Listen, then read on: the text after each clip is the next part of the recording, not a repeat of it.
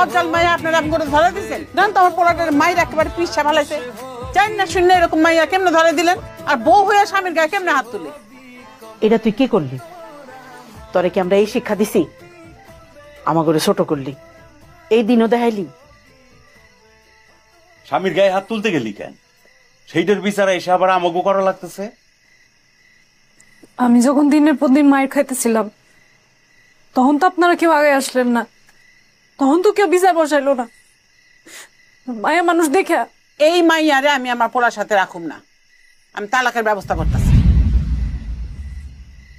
আপা, এইবারের মতো আমার মায়াটারে মাফ করে দেন।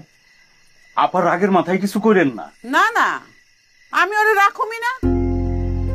আমার পোলার খাইয়া, আমার পোলার পইরা, আমার পোলার ধরে মারে, হ্যাঁ? এত বড় সাহস!